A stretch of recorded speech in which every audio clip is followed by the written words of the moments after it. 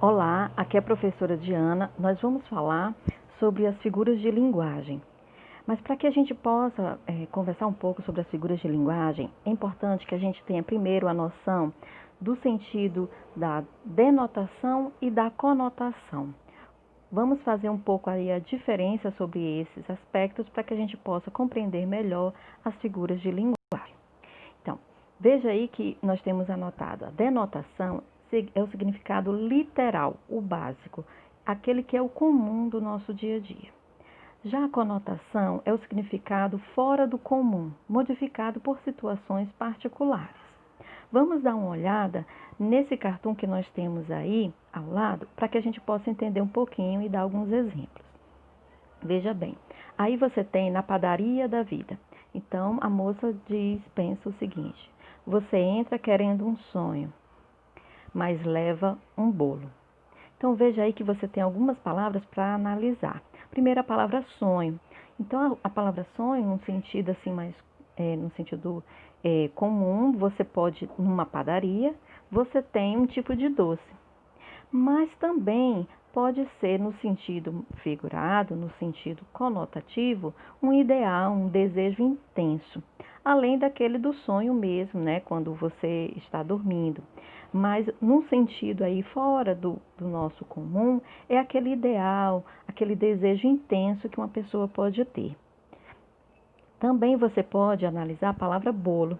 O bolo numa padaria você tem um sentido, né, concreto, que é da massa de farinha, que é geralmente doce, né? Mas você também tem o bolo quando há uma falta de compromisso, uma má recompensa. Então veja como você tem sentidos diferentes para uma mesma palavra. E é assim que a gente vai poder compreender as figuras de linguagem, porque essas figuras de linguagem são as palavras sendo utilizadas no seu sentido conotativo, no sentido fora do comum, no sentido mais expressivo da linguagem. Vamos lá. Uma primeira figura de linguagem que nós podemos entender no sentido conotativo é a comparação. Ela vai comparar elementos de forma explícita com o conectivo é como. Então veja aí na tirinha, usando a linguagem dele. Acorda, Armando. Você não sabe que o amor é como uma flor? Se não for regada e bem cuidada, ela murcha e morre. Hã? O amor é como o motor do carro, Armando. Se não trocar o óleo e não cuidar da mecânica, uma hora ele não funciona mais. Ah, entendi. Então veja aí que no exemplo você tem uma comparação, né? O amor é como uma flor, o amor é como o motor do carro. Então você tem uma comparação aí de dois elementos, o amor e uma flor, o amor e o motor do carro. Então isso aí é uma comparação.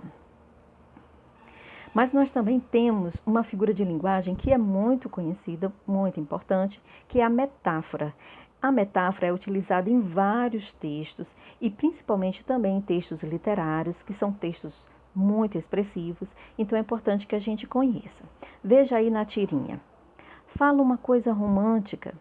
Meu amor é uma caravana de rosas vagando no deserto, inefável de paixão. Uau! Agora traduz. Aí você está querendo demais. Então veja aí que é uma conversa dos ratinhos, não é? Inclusive há uma certa crítica, né? Porque o ratinho aí falou muito bonito, mas não foi bem compreendido, né? Então veja, tem a ver com a questão da expressão, a expressividade que foi utilizada na frase. Então a metáfora é também uma comparação. Ela faz essa comparação de elementos, mas de forma implícita. Ela não usa o conectivo é como. Então, como é que ele diz? Meu amor é uma caravana de rosas. Então, você tem a comparação entre o amor e uma caravana de rosas, certo? Há uma comparação entre os elementos, mas não se utiliza o conectivo é como. Uma outra figura de linguagem que podemos analisar é a metonímia. Né? A metonímia é quando uma palavra é substituída por outra com uma relação de proximidade. Então, vai ter uma relação entre essas palavras. Então, veja aí no exemplo. Meu pai tem 800 cabeças de gado. E o seu? O meu pai só tem um boi, mas ele está inteirinho. Então veja aí que o Chico Bento ficou até um pouco chateado, né, com a pergunta, porque o outro garotinho tem um número muito maior de gado, né, de bovinos, e ele só tem um apenas. Mas veja, qual é a relação de metonímia que existe? Cabeças de gado para representar o boi, né, o bovino. Então você tem aí só a cabeça, que é a parte do animal, para representar o todo, que é o animal por completo, o boi. Então a metonímia ela vai fazer sempre essa relação de proximidade. Uma outra figura de linguagem também muito importante é a hipérbole. A hipérbole é quando se utiliza um exagero no sentido de uma palavra. Então veja aí no cartoon, Júlio e Gina. E vocês estão casados há quanto tempo? 5.000 anos. Então veja aí que o senhor aí não pareceu assim muito, né, muito feliz com a resposta, e ele utiliza uma hipérbole para falar da quantidade de tempo que está com a sua companheira. Então, quando ele utiliza 5.000 anos, ele quer dar uma ideia de uma eternidade. Né? Então, isso aí realmente é um exagero, porque na verdade ele não vai estar com ela, né, nessa existência por 5.000 anos. Uma outra figura de linguagem é a ironia. A ironia é quando você utiliza uma palavra, mas para dar um sentido oposto a essa palavra. Então veja aí que no cartoon você tem uma palavra enorme, que é a democracia, e é como se fosse um grande evento em que algumas pessoas estão aí na entrada, né? E logo na entrada há um aviso.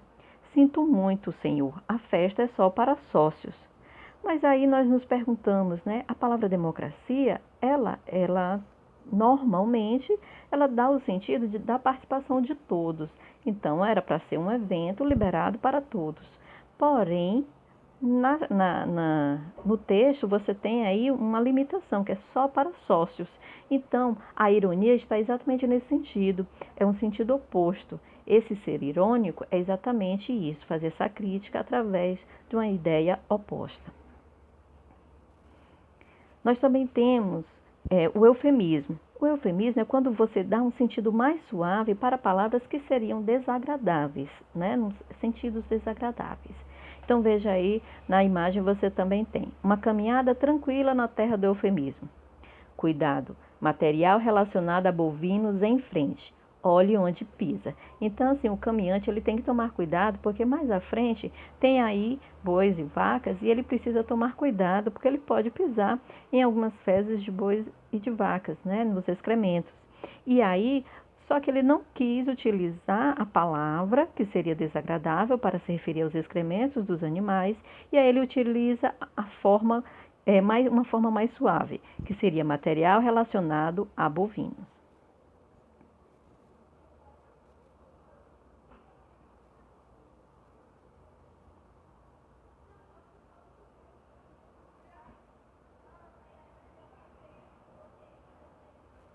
Uma outra figura de linguagem importante é a prosopopeia ou personificação. Veja que você tem aí, quando se dá características humanas a animais e objetos inanimados. Então, na tirinha da Aline, você tem o seguinte: hoje em dia todo mundo é fashion, mulheres, homens, cachorros e hidrantes. Veja que o hidrante ele está vestido, é um objeto e ele está com características humanas. Então, esse é o sentido da prosopopeia ou personificação. Você dá características humanas a quem normalmente não teria. Outra figura importante é a antítese. A antítese, ela faz o que? A aproximação de ideias contrárias, certo? Então, veja aí, você tem uma charge onde tem doações a desabrigados. De um lado, você tem sua cesta básica, para pessoas aí bem humildes, pobres, e do outro, você tem sua pensão como ex-governador, e aí um saco cheio de dinheiro sendo dado a um político. Então veja que há uma aproximação de ideias contrárias. A cesta básica é o contrário de uma pensão para um ex-governador, certo? Bem atenção aí são duas ideias que estão próximas e são contrárias. Nós temos uma outra figura de linguagem que é muito parecida, mas é um pouquinho diferente. Por quê? O paradoxo é uma mesma ideia, mas com termos contraditórios. Então, você também vai ter algo contraditório, porém, é como se fosse a fusão, né, numa mesma palavra, para ter ideias contrárias. Então, veja aí, você tem paradoxo é isto: deputados que não valem nada custam uma fortuna. Então, há uma crítica bem forte com relação a esse tipo de político, que é corrupto. Então, veja que você tem uma ideia principal, que seria o deputado, porém você tem duas ideias que se contradizem, que não vale nada e é o que é o contrário de custam uma fortuna, custam muito dinheiro. Então, o paradoxo é isso, chega a ser algo absurdo, né? Porque as ideias, elas são contraditórias dentro de uma única, né? Uma única ideia principal. Fica aí como atividade de gramática. Você vai analisar aí o cartoon, né? Razão versus emoção. E veja que há dois personagens, né? Um coração e um cérebro. Eles estão conversando. E aí você vai ter que responder essas duas perguntinhas, né? Considerando os personagens envolvidos no diálogo, qual figura de linguagem poderia representar essa relação entre os dois? Explique, né? Então você tem um coração e tem um cérebro. Analisando o sentido de cada um, qual seria a figura de linguagem que mais representaria? Na questão 2, você tem, na fala do cérebro, a presença de uma outra figura de linguagem para fazer uma crítica ao comportamento do coração. Explique qual é. Então, dá uma analisada aí, né, na forma como foi falado, para que você possa fazer a sua atividade. E atenção, para aqueles que não têm acesso ao Google Classroom, envie a atividade para o e-mail clediana.lioba@prof.ce.gov.br.